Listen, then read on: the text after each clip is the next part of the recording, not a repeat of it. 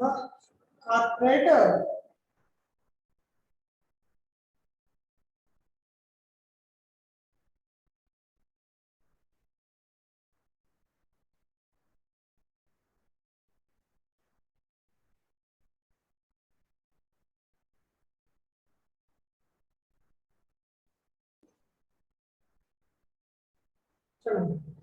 Corporate accounting ఏంటమ్మా corporate accounting corporate accounting వచ్చేటప్పటికి మనకి టాపిక్ ఏంటంటే బైబ్యాక్ ఆఫ్ షేర్స్ ఏంటమ్మా buy back of shares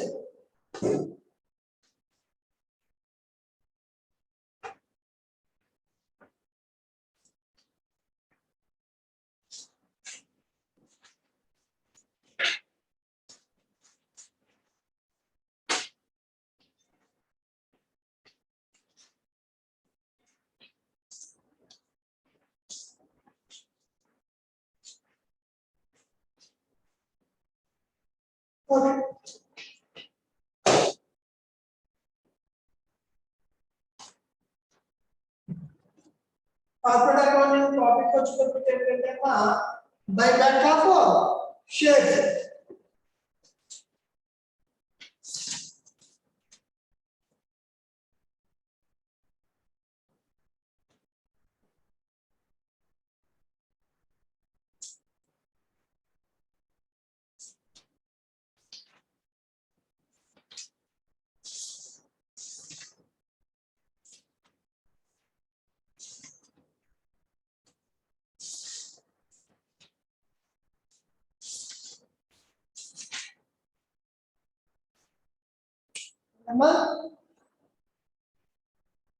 by back of shares by back of shares అంటే by back of shares అంటే ఏంటంటే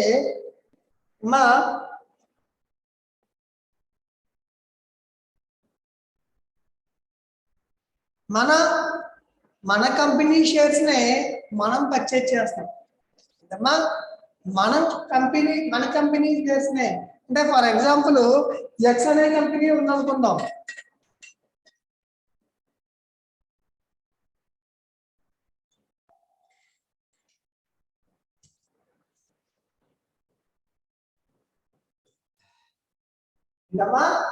X అనే కంపెనీ ఉంది ఎక్స్ అనే కంపెనీ ఏదైతే ఎక్స్ అనే కంపెనీ ఉందో ఎక్స్ అనే కంపెనీలో మనకి ఏంటంటే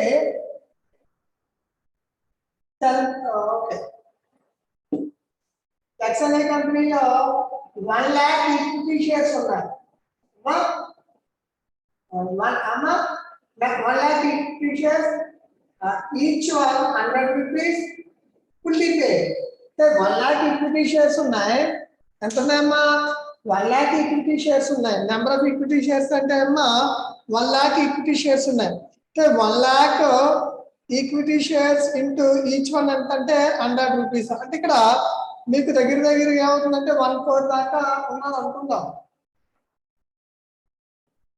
అమ్మా అమౌంట్ ఉందనుకున్నప్పుడు వీళ్ళు ఏం చేస్తారు ఎగ్జాంపుల్ మాత్రం అంటే ఇక్కడ ఈ అమౌంట్ ని ఏదైతే ఉన్నాయో అంటే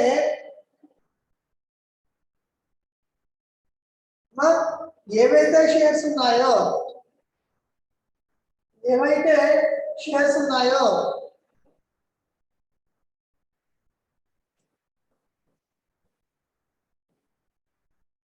ఇక్కడ ఈక్విటీ షేర్ క్యాపిటల్ అంటే 1 crore ఈక్విటీ షేర్ క్యాపిటల్ ఉంది కదా ఈ 1 crore ఏవైతే ఈక్విటీ షేర్ క్యాపిటల్ ఉంది ఇందులో బైబ్యాక్ చేస్తూ ఉంటారు బైబ్యాక్ అంటే ఇష్యూకి వెళ్తారు కదమ్మా ఎవరైనా ఈ షేర్స్ ఇక్కడ సేల్ చేసేస్తున్నారు లేకపోతే ఇంకేం చేస్తున్నారు వీళ్ళే బైబ్యాక్ చేస్తారు వీళ్ళే కొనేస్తారు అంటే బైబ్యాక్ ఆఫ్ షేర్స్ అంటే వాటాలను జనరల్ గా కంపెనీ ఇష్యూ చేస్తుంది జనరల్ గా కంపెనీ ఏం చేస్తుందమ్మా ఈక్విటీ షేర్స్ ని ఇష్యూ చేస్తారు ఇక్కడ ఇష్యూ చేసిన దాంట్లో ఇక్కడ ఏం చేస్తారంటే అమ్మా తిరిగి వాళ్ళు పర్చేజ్ చేస్తూ ఉంటారు అంటే కంపెనీ యాక్ట్ 2013 ప్రకారంగా సెక్షన్ 68, 69, 70 కంపెనీ యాక్ట్ ప్రకారం ఏంటంటే అమ్మా ఆ బైబ్యాక్ ఆఫ్ షేర్స్ ని చేస్తూ ఉంటారు. అంటే company act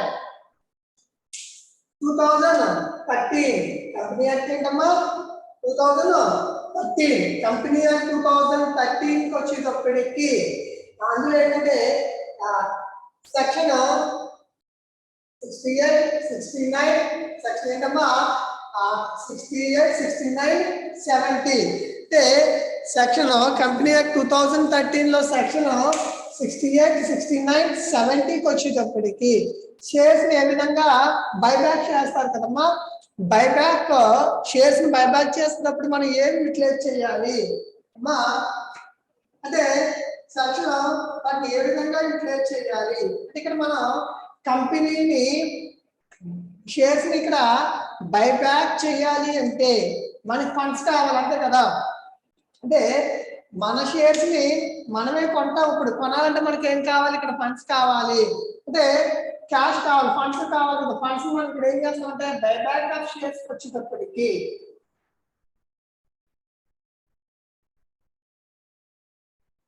buyback of shares వచ్చేటప్పటికి అమ్మా బైబ్యాక్ ఆఫ్ షేర్స్ వచ్చేటప్పటికి ఫండ్స్ ఏం చేస్తామంటే ఇంటర్నల్ ఫండ్స్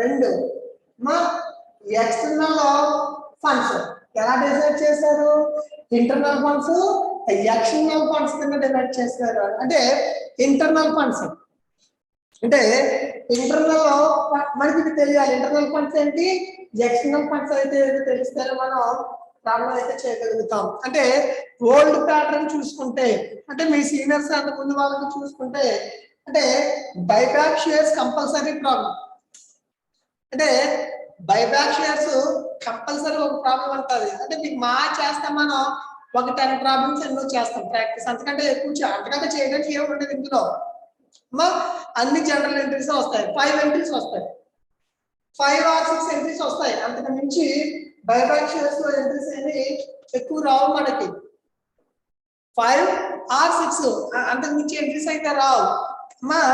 ఒకవేళ ఇచ్చినా కూడా అవే ఇస్తాడు ప్రాబ్లమ్స్ అవే రిపీటెడ్ ప్రాబ్లమ్స్ అంతకు మించి ఏమి ఉండదు. ఇందులో మనం ఒక 10 ప్రాబ్లమ్స్ లో లేదా 10 లో కూడా అవసరం లేదు. మీరు ఒక 5 ప్రాబ్లమ్స్ కనుక చేస్తే ఆ 5 ప్రాబ్లమ్స్ లో ఒక మోడల్ గ్యారంటీగా వచ్చేస్తుంది. మీరు 5 ప్రిపేర్ అవ్వండి. ఎప్పుడు ఇన్ కేస్ ఆ ప్రాబ్లం ఇస్తే ఆ ప్రాబ్లం ఇచ్చినప్పుడు అంటే బైబ్యాక్ షేర్స్ నుంచి ప్రాబ్లం ఇస్తే ఖచ్చితంగా వాటి నుంచి మాత్రమే ఇస్తాడు. అందులో డౌట్ ఏం లేదు. ఒక మీరు 5 ప్రాక్టీస్ చేస్తే ఒకవేళ బైబ్యాక్ షేర్స్ ఇస్తే అవే ఇస్తాడు. ఇక్కడ ఏం చేస్తాడు ఇక్కడ బైబ్యాక్ ఆఫ్ షేర్స్ అంటే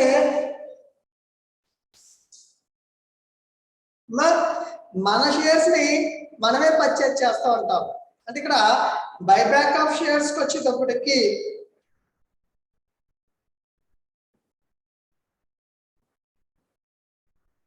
బైబ్యాక్ ఆఫ్ షేర్స్ తీసుకునే బైబ్యాక్ షేర్స్ కి వచ్చేటప్పటికి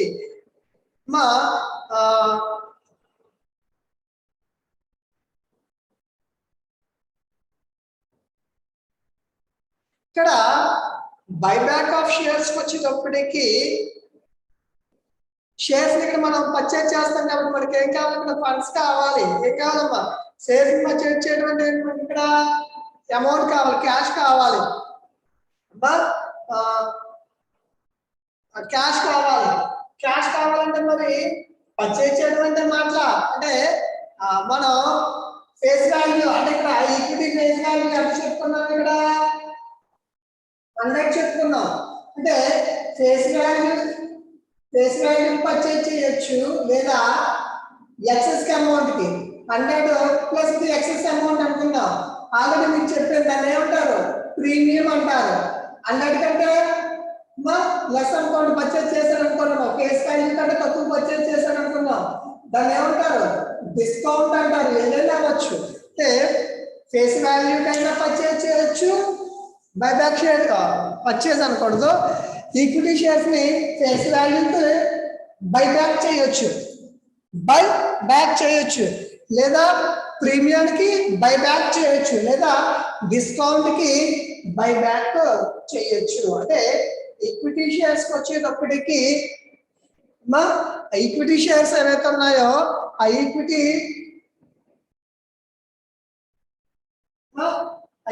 షేర్స్ వచ్చేటప్పటికి బైబ్యాక్ చేస్తారు. కంపెనీ యాక్ట్ 2013 లో ఏం చెప్పారు, సెక్షన్ 68, 69, 70 లో వీటి ఫండ్స్, మరి వీటి ఫండ్స్ కావాలి కదమ్మా, ఆ ఫండ్స్ ఏ విధంగా యూటిలైజ్ చేసుకోవాలి అనేది వాడు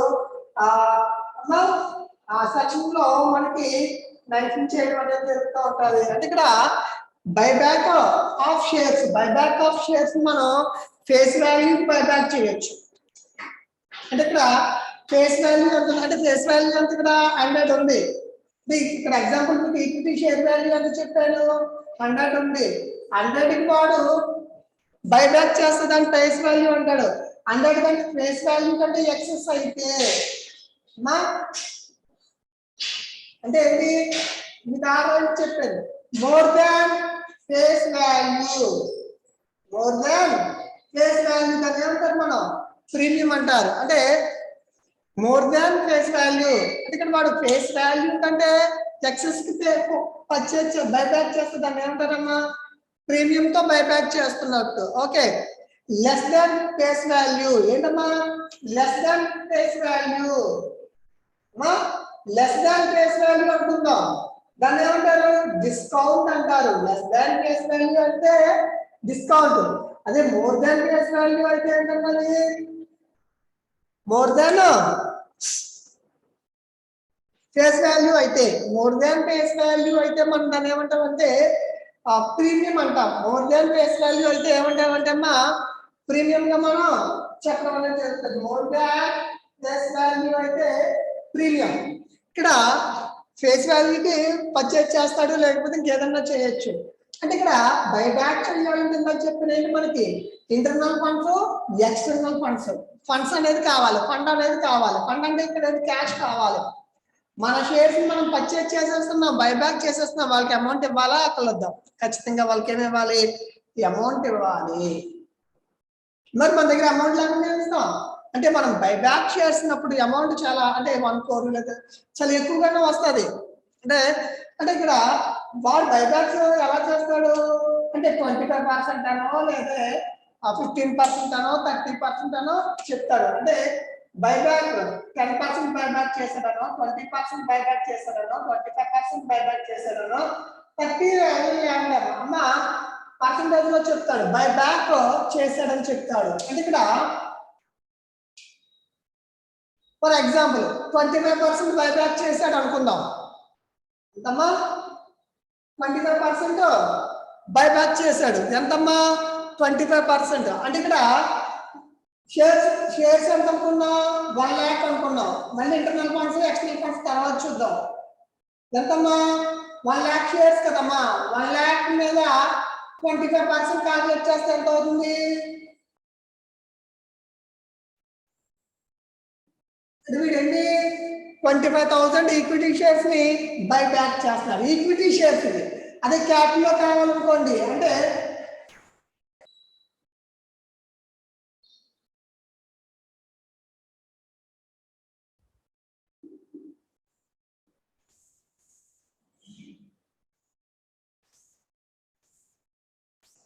అమ్మా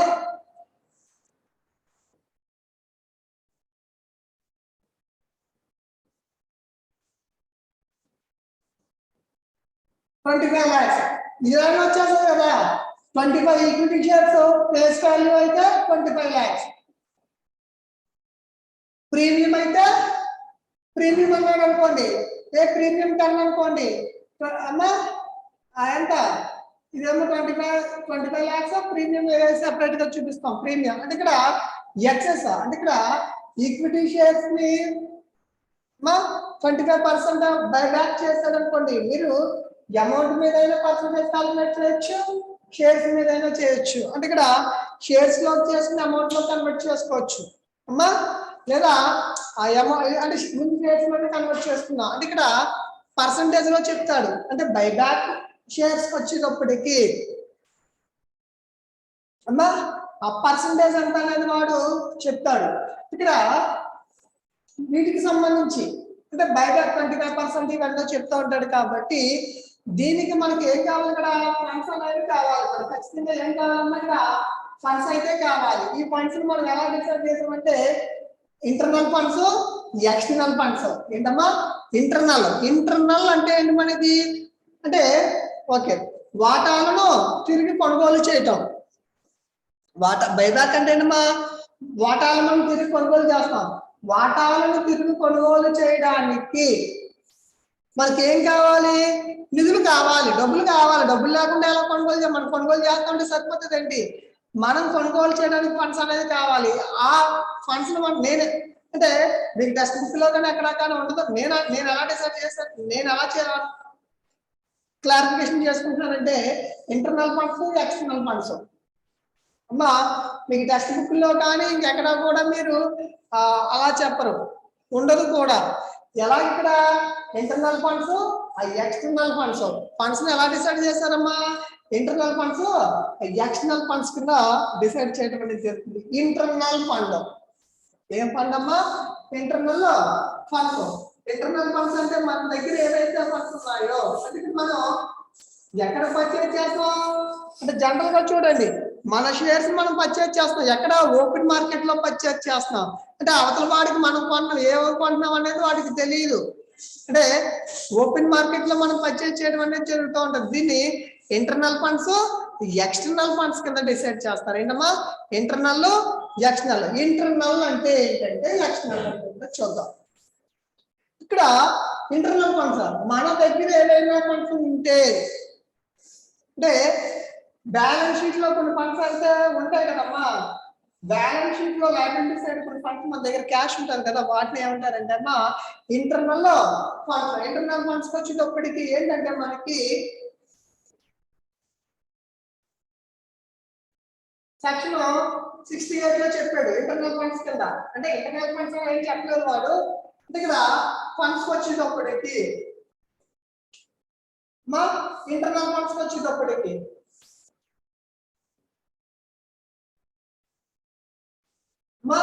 ఇంటర్నల్ ఫండ్స్ వచ్చేటప్పటికి ఏముంటాయి ఇంటర్నల్ ఫండ్స్ వచ్చేటప్పటికి ఫ్రీ రిజర్వ్స్ ఉంటాయి ఏంటమ్మా ఫ్రీ రిజర్వ్స్ అనేవి ఇంటర్నల్ ఫండ్స్ కింద మనం కన్సిడర్ చేస్తాం ఏంటమ్మా ఫ్రీ రిజర్వ్స్ ఏ రిజర్వ్స్ అమ్మా ఫ్రీ రిజర్వ్స్ ఏవైతే ఉన్నాయో అవి ఇంటర్నల్ ఫండ్స్ అంటే రిజర్వ్స్ అంటే ఏంటి రిజర్వ్స్ ఎలా వస్తాయి మనకి రిజర్వ్స్ ఎలా వస్తాయి జనరల్ గా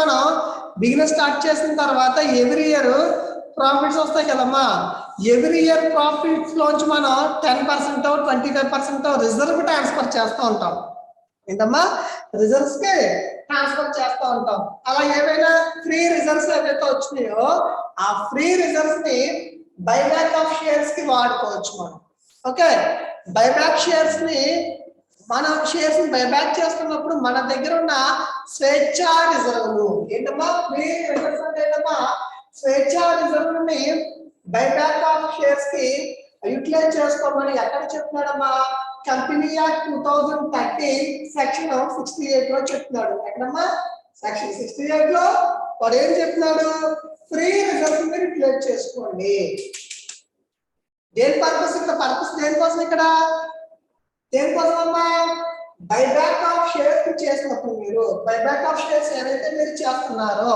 అమ్మా బైబ్యాక్ ఆఫ్ షేర్స్ మీరు ఏవైతే చేస్తున్నారో బైబ్యాక్ ఆఫ్ షేర్స్ మీరు చేస్తున్నప్పుడు ఆ బైబ్యాక్ ఆఫ్ షేర్స్ మీరు ఎప్పుడైతే చేస్తున్నారో అప్పుడు దేన్ని ఇక్కడ ఫ్రీ రిజర్వ్స్ ని యూటిలైజ్ చేసుకోమన్నారు ఏ రిజర్వ్స్ అమ్మా ఫ్రీ రిజర్వ్స్ అలాగే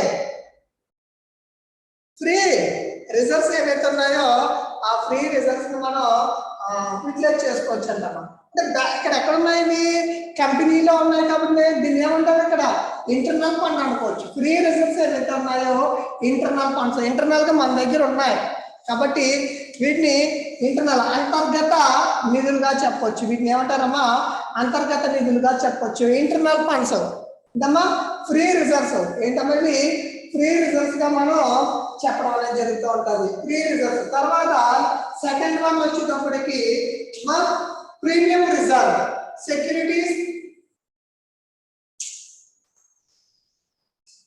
మా securities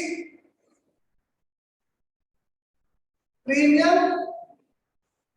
reserves మా ప్రీమియం రిజర్వ్స్ కూడా మనం ఏమంటామంటే ఇంటర్నల్ ఫండ్స్ కింద కన్సిడర్ చేస్తాం. ఏంటమ్మా ఇంటర్నల్ ఫండ్స్ ఏంటవి సెక్యూరిటీ ప్రీమియం రిజర్వ్ ఏంటమ్మా సెక్యూరిటీ ఆ ప్రీమియం రిజర్వ్స్ ఏవైతే ఉన్నాయో వాటిని కూడా మనం ఏంటంటే అమ్మా ఇంటర్నల్ ఫండ్స్ కింద చెప్పుకుంటాము. సెక్యూరిటీ ప్రీమియం రిజర్వ్స్ అంటే ఇక్కడ ప్రీమియం ఎలా వస్తుంది కంపెనీకి అంటే కంపెనీ ఈక్విటీ షేర్స్ ఇష్యూ చేస్తుంది. ఆల్రెడీ చెప్పాను ఏంటి కంపెనీ ఈక్విటీ షేర్స్ ఇష్యూ చేస్తుంది. ఏంటి ఎలా ఇష్యూ చేస్తుంది అప్లికేషన్స్ అమ్మా ఆ allotment first call second call ఇలాగ అమౌంట్ కలెక్ట్ చేస్తుందని చెప్పుకున్నాం మనం మా క్లాస్ లో. ఇక్కడ అంటే సెక్యూరిటీ ప్రీమియం అంటే కంపెనీ ఈక్విటీ షేర్స్ ఇష్యూ చేసినప్పుడు మనం జారీ చేసేటప్పుడు కంపెనీ ఈక్విటీ షేర్స్ మనం ఇష్యూ చేసినప్పుడు more than face value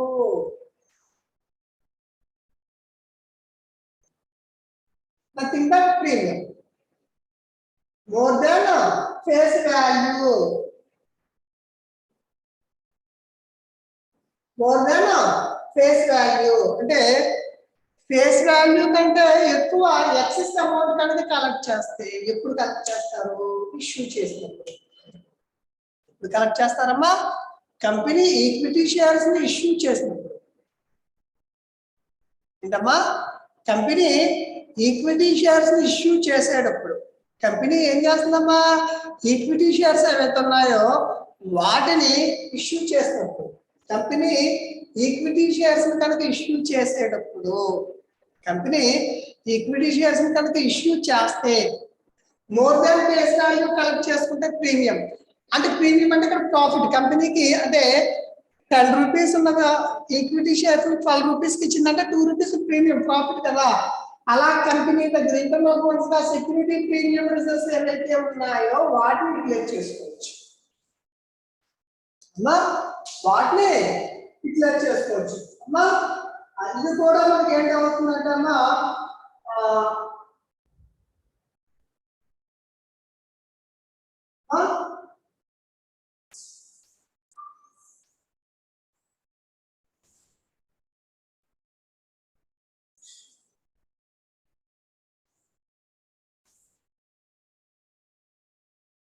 okay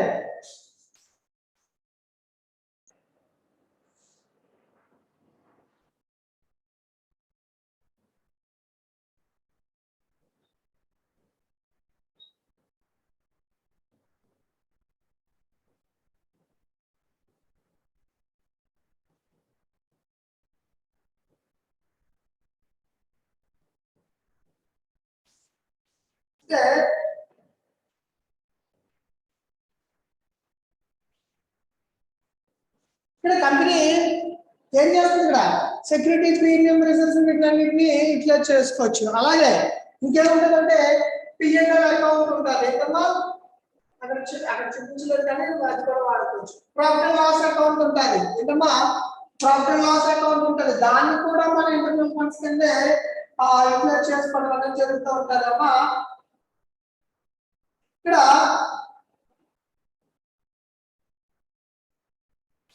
వాటిని కూడా ఇక్కడ యూటిలైజ్ చేసుకోవడం అనేది జరుగుతూ ఉండాలి. అంటే వాటిని కూడా మనం యూటిలైజ్ చేసుకోవడం అనేది జరుగుతుంది. ప్రాఫిట్ అండ్ లాస్ అకౌంట్ అలా ఏవైనా మనకి pre reserves security premium reserves profit and loss account ఈ విధంగా మనకి ఏమైనా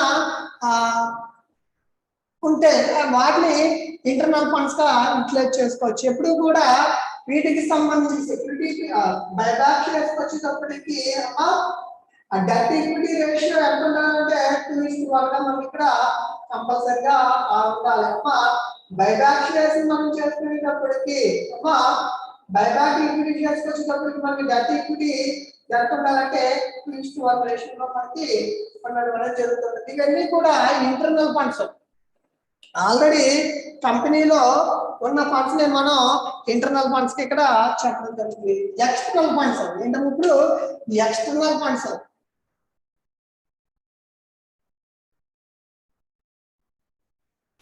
ఫండ్స్ అంటే ఇక్కడ ఎక్స్టర్నల్ ఇప్పుడు మన దగ్గర లేవు, మనం తీసుకోండి. అంటే ఎక్స్టర్నల్ ఫండ్స్ ఇప్పుడు బైబ్యాక్ షేర్స్ చేస్తున్నాం అంటే ఇక్కడ ఇంటర్నల్ ఫండ్స్ ఉన్నాయి, ఆ సెక్యూరిటీ ప్రీమియం అన్ని కూడా ఇంటర్నల్ ఫండ్స్. ఇప్పుడు మనం ఏంటి ఇక్కడ ఎక్స్టర్నల్ ఫండ్స్, మన దగ్గర అమౌంట్ లేదు, మనం ఏం చేస్తాం మళ్ళీ ఏంటి ఇక్కడ లోన్ తీసుకోవటం.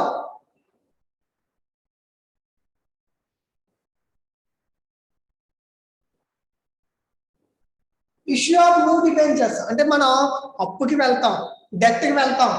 అంటే మన దగ్గర మన షేర్స్ ని మనం పర్చేజ్ చేసుకోవడానికి అవకాశం వచ్చింది, మన షేర్స్ ని మనం ఏం చేయడమా పర్చేజ్ చేసుకోవడానికి అవకాశం వచ్చింది.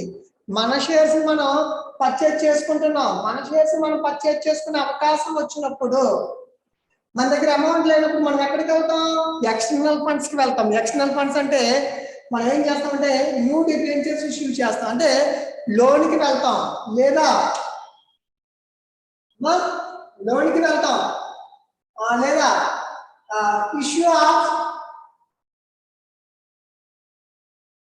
న్యూ ప్రిఫరెన్స్ షేర్స్ లేదా న్యూ ప్రిఫరెన్స్ షేర్స్ ని చేసేస్తాం. న్యూ ప్రిఫరెన్స్ షేర్స్ ఏవైతే ఉన్నాయో వాటిని అంటే డిబెంచర్స్ ని కానీ నెక్స్ట్ న్యూ ప్రిఫరెన్స్ షేర్స్ ని కానీ ఏం చేస్తామంటే ఇష్యూ చేస్తాం. ఈక్విటీ షేర్స్ ఇష్యూ చేయకూడదు, మనం బైబ్యాక్ చేసేటప్పుడు మళ్ళీ ఈక్విటీ షేర్స్ ఇష్యూ చేసుకోవడం ఎందుకు, అలా చేసుకునే తర్వాత బైబ్యాక్ చేసుకునే ప్రసక్తి ఎందుకు వస్తుంది మనకి అంటే న్యూ డిబెంచర్స్ ఏవైతే ఉన్నాయో ఆ న్యూ డిబెంచర్ ని ఇష్యూ చేస్తారు, అంటే అప్పు తెచ్చుకుంటారు లేదా ప్రిఫరెన్స్ షేర్స్ ఇక్కడ issue of new preference shares ని ఇష్యూ చేస్తారు. అలాగే ఏమైనా అసెట్స్ ఉంటే అమ్మేస్తారు, సేల్ ఆఫ్ అసెట్స్.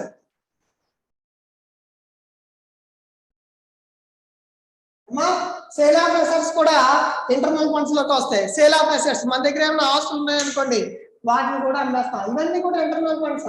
మనం లోన్ తెచ్చుకున్నా లేదా ప్రిఫరెన్స్ షేర్స్ ఇష్యూ చేసిన వాటిని ఏమంటారంటే ఈ ఎక్స్టర్నల్ ఫండ్స్ కింద చెప్తారు. బైబ్యాక్ ఆఫ్ షేర్స్ ఈ బైబ్యాక్ ఆఫ్ షేర్స్ కి రేపు ఎంట్రీస్, అడ్వాంటేజెస్, ప్రాబ్లమ్స్ రేపు చూద్దాం రేపు చూద్దాం. ఇప్పుడు అది చెప్పిన మీరు ఇదో ఇది స్లోగా వెళ్దాం. అంటే న్యూ టాపిక్ అంటే జనరల్ గా తెలిసిన అందరికీ తెలిసిన టాపిక్స్ కాదు, అంటే కొత్తగా ఇష్యూ చేసినవి ఇవి కాబట్టి మనం స్లోగా వెళ్ళాలి, కంగారు కూడా వెళ్ళిపోవడానికి లేదు.